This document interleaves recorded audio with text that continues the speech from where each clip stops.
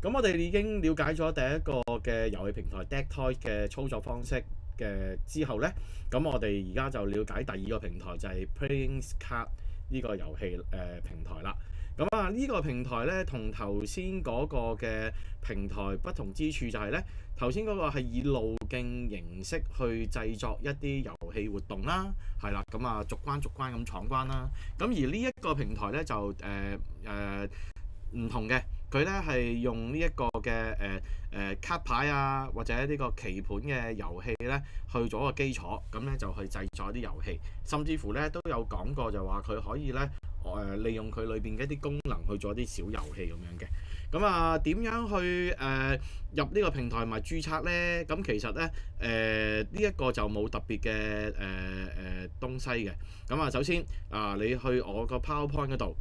揀翻第21頁，咁咧有個平台網站嘅，你只要咧click 入去，咁咧就可以已經去到咧嗰個嘅平台噶啦。咁按翻佢嗰個要求，咁sign up 翻你嗰個帳號咧，咁你就會入到嚟呢一度噶啦。好嗱，原則上咧呢個平台咧係免費嘅。係啦，咁可以個裏邊嘅功能咧都可以全部使用。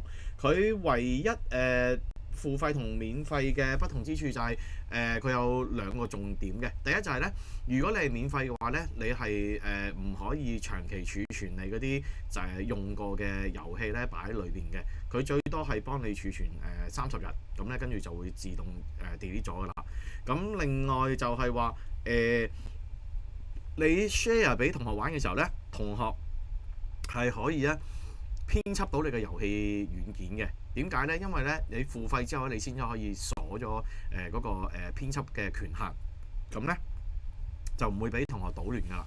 咁因為咧我試過免費版本嘅時候咧，唔知道咧原來免費係會嗰個俾人編輯嘅權限係唔可以刪咗佢啊。咁所以咧有啲同學入咗去之後咧，佢就唔係玩啦，佢係真係咧將我嗰啲遊戲咧全部改晒佢啊咁樣。咁所以呢度你要留意一下啦。咁佢嗰個收費其實都唔算貴嘅。咁視乎你嘅需求啦。咁如果你係做一啲好簡單嘅遊戲同埋係唔係經常用嘅話，其實免費咧其實都已經咧係可以好夠用噶啦。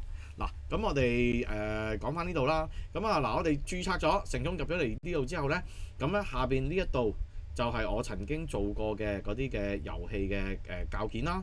係啦，佢有個好玩嘅地方就係話咧，如果係實體桌遊嘅話咧，譬如話你要8組同學都有同時間可以玩嘅話咧，你就要製作8套嘅實體遊戲。咁其實如果咁樣做嘅話咧，成本又或者咧花嘅功夫咧就會好多嘅。咁所以咧，如果用呢個平台嘅好處就係咩咧？就係話你只要做一個檔案，咁咧而咧你要 share 俾同學嘅話咧，你要8組嘅，咁咧你只要開8個 copy 咧就可以用到噶啦。咁一陣亦都會講下點樣去做啦。咁嚟到呢一度之後咧，其實都個界面就同頭先 DeckToys 咧好類近嘅，不過咧佢就冇分開3部分，佢分開2部分。第一部分咧就係呢度啦，翻去主頁啦 ，OK。咁呢一度第二個咧就係咧，佢有啲現成嘅遊戲可以咧提供俾你可以即刻玩啦。跟住咧，如果你有啲乜嘢唔識或者整唔到嘅，咁咧就可以咧喺呢一度去參考翻啦。咁另外呢一個咧就係我嚟升級你個帳號啦。